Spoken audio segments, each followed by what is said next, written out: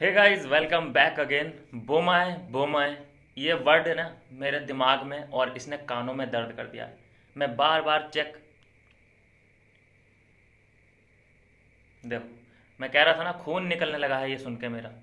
बोमाए word सुन के I am bleeding my year.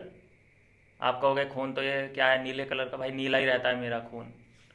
ये बोमाए word से मुझे इतनी नफरत हो चुकी है। उधर चलता होगा, उधर लोग अच्छा मानते होंगे, मानते हैं हम भैया। मेरा भी एक वर्ड है, मेरी कॉलोनी में बोला जाता है, मैं उसको यहाँ बोलने लगूँ, आप सोचोगे क्या पागल हो गया है क्या ये?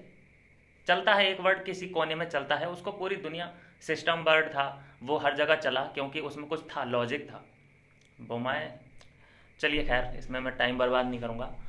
हाँ जी, तो बात करते हैं। देखिए, पहले तो जो है अपनी क्या नाम था, मुन्नी जी, वो एविक्ट हो चुकी हैं, घर से बेघर हो चुकी हैं, जैसा कि एक्सपेक्टेड था। 2 दिन 3 दिन पहले से ही भविष्यवाणी हो चुकी थी कि उनका जाना लगभग तय है, तो वो निकल चुकी हैं घर से।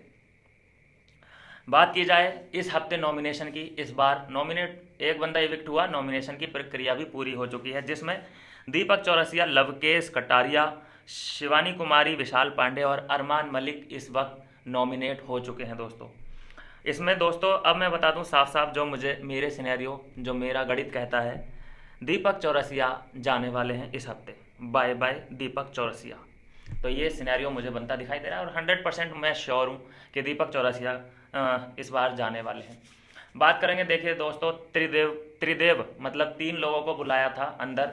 मुझे तो पहले से ही पता था कि भैया इस बार नहीं जाने वाला। थप्पड़ कांड हर बार सही बैठ जा रहा है।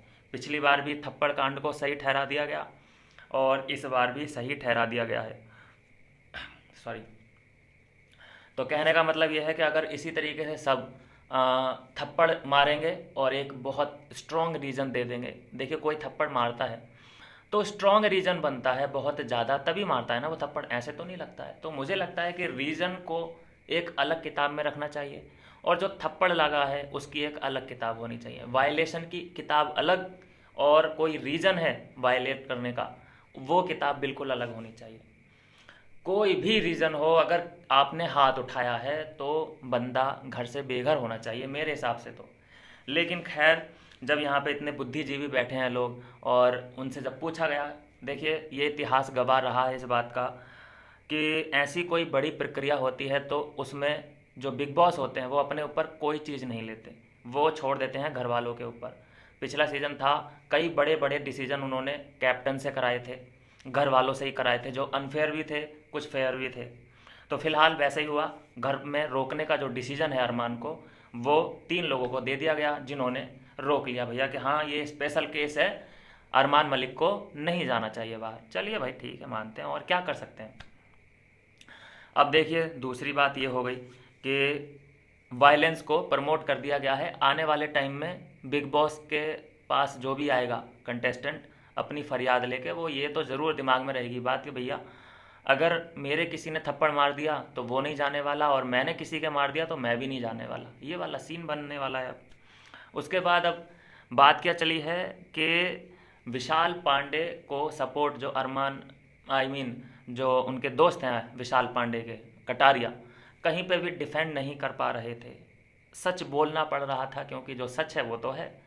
अब अगर एक चांस बन सकता था, अगर गलती मान के सफाई दी, हर बार सफाई देते नजर आए विशाल, गलती मान ली होती कि हाँ भाई मेरा उस वक्त दिमाग बिल्कुल ख़राब हो गया था, जो कि मैंने ये बोला, ये लाइन बोलने के बाद बिल्कुल कान पकड़ के तौबा और माफ़ी मांग लेनी चाहिए थी कि हाँ बिल्कुल वही शब्द थे, मेरा इंटेंशन भी वही था गंदा वाला, और मेरे से हो गई गलती। अब ये गलती हुई है तो चाहे मुझे शो से बाहर निकाल दो, ठीक है, चाहे मुझसे सॉरी बुलवा लो, लेकिन मैं थप्पड़ तो नहीं खा सकता इस गलती के लिए। लेकिन बनता क्या है ना, विशाल का सीन क्या बना कि वो सफाई दे रहा है कि मेरा वो वे नहीं था, मेरा वो इंटेंशन नहीं था, तो उसकी वजह से केस बिगड़ गया, और बिगड़ता ही चला गया। अगर अनिल कपूर के सामने ही सॉरी बोल दिया होता, बहुत बुरी तरीके से सॉरी बोल दिया होता कि हाँ भाई गलती हुई है और मैंने वही इंटेंशन था मेरा, उस वक्त मेरा दिमाग ख़राब हो गया था, ऐसे मान के चलो, सॉरी उसी वक्त बोल दिया होता सबके सामने, और उसके बाद ये थप्पड़ कांड हुआ होता, तो फिर यहाँ पे कौन गिल्टी होता? यहाँ पे अरमान की गलती होती कि भाई जब तुमने मतलब उसने सबके सामने तुम्हें सॉरी बोल दिया, अनिल कपूर के सामने तुम्हें सॉरी बोला है और तुमने एक्सेप्ट भी कर लिया है उसका सॉरी, तो उसके बाद अगर तुमने थप्पड़ मारा है तो फिर इसमें तुम्हारा फॉल्ट है, गलती है तुम्हारी, ठीक है। और उसके बाद ये जो त्रिदेव बैठे थे यहाँ, दीपक चौरसिया, कटारिया और रणवीर जी, तो मुझे लगता है कि इनका डिसीजन यहाँ पे पलट सकता था। ये पूरी तरीके से मैं सोच रहा हूँ इस बारे में कि ये बोलते हाँ भाई बंदे को अब जाना चाहिए, इविक्ट होना चाहिए, क्योंकि गलती की जो उसने थी वो सज़ा, आई मीन उसने सॉरी बोल दिया, उसके बाद उसने तुमने उस पर हाथ उठाया, तो अब गलती तुम्हारी हो चुकी है, अब उसमें उसकी नहीं है गलती, तुम्हारी है। अब देख रहा हूँ कि एक सीन ये भी आता है पूरे सिनेरियो में, उसके बाद एक नेजी के बारे में बस एक लाइन बात बोलनी है मुझे, ठीक है। एक कृतिका का भी मन कर रहा है कि मेरा मन कर रहा है इसको थप्पड़ मारूं, बताइए। कृतिका भी बोल रही है अपने हस्बैंड से कि यार काश मैं भी एक थप्पड़ मार पाती। लॉयल्टी निभाने की कोशिश कर रही है, दिखाने की कोशिश कर रही है कि हाँ मैं अरमान आपसे कितना प्यार करती हूँ। उस बेचारी को ये नहीं पता है कि बाहर कितना हेट मिल रहा है मलिक फैमिली को, भर भर के हेट मिल रहा है, लोग अनफॉलो कर रहे हैं, अनसब्सक्राइब कर रहे हैं मलिक फैमिली को। तो ये तो बहुत बड़ा लॉस उनके जीवन में अभी तक का सबसे बड़ा डाउनफॉल हो सकता है अगर इसी तरीके से एटीट्यूड रहा तो। भाई कोई भी फेयर नहीं खेलने वाला, क्या गलतियाँ उससे नहीं होंगी? अरे उसने गलती, यार सबसे बड़ी गलती तो ये है कि तुम्हारी वाइफ घर पे बैठी है और तुम दूसरी शादी करके ले आए, तो तुमने क्या अच्छी नज़र डाली थी कृतिका पे? तुम उसको पाठ पढ़ा रहे हो कि ये सबके ऊपर गंदी गंदी नज़र डाल सकता है। तुमने भी तो कृतिका के ऊपर गंदी नज़र डाली ही होगी, और कृतिका ने भी तो तुम पे गंदी नज़र डाली ही होगी। तुम भी तो किसी के पति थे ना। तो कृतिका ने ये नहीं सोचा कि तुम किसी और के पति हो तो मैं क्यों नज़र डालूं तुम पे?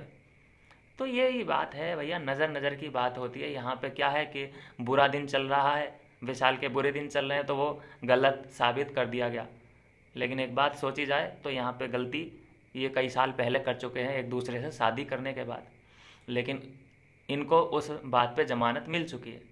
अब बात कर लेते हैं, देखिए नेजी को मुझे नहीं पता क्यों प्रमोट किया जा रहा है, या आपने नोटिस किया कि नहीं किया, कोई भी गेस्ट आ रहा है 3 हफ्ते से देख रहा हूँ मैं, नेजी भाई, नेजी भाई, विक्की कौशल, इतना बड़ा नाम, कई मिलियन इसके फॉलोअर, और ये भी कह रहा है और नेजी भाई अगर तुम सबको hi hello hi hello hi hello कर रहे हो कंटेस्टेंट को, और लास्ट में एक बोल दो हाँ भाई नेजी भाई क्या हाल चाल, तो उसके तो नंबर बढ़ेंगे ही ना। और कंटेस्टेंट के मन में क्या बैठेगी बात कि यार इसका लगता है अलग ही सीन है कुछ, इससे तो भाई दब के रहना पड़ेगा।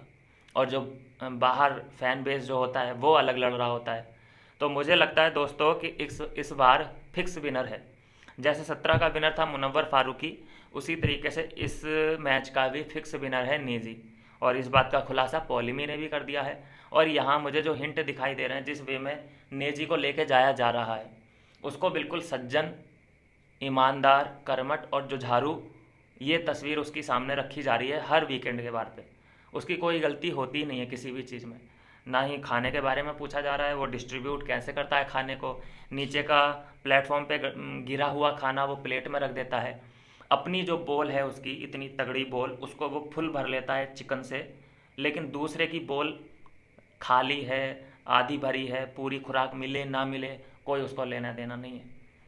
तो यही वाला सीन है कि उसको हर चीज़ में प्लस पॉइंट मिल रहे हैं, 10 में से 12 नंबर मिलते चले जा रहे हैं। ज़्यादा लंबा मैं वीडियो करूँगा नहीं, क्योंकि जो ये थप्पड़ कांड था मैं उसको एक्सप्लेन करने जाऊँगा तो सुन चुके हैं, 3 दिन हो गए थप्पड़ कांड करते करते।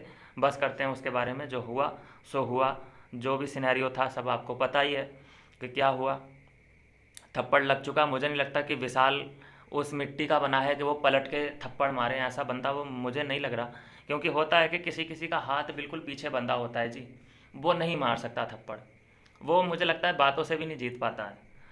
लेकिन कोई कोई होता है कि छूटते ही थप्पड़ मार सकता है, हर किसी का हाथ खुला हुआ नहीं होता है। अरमान का खुला था, उसने मार दिया।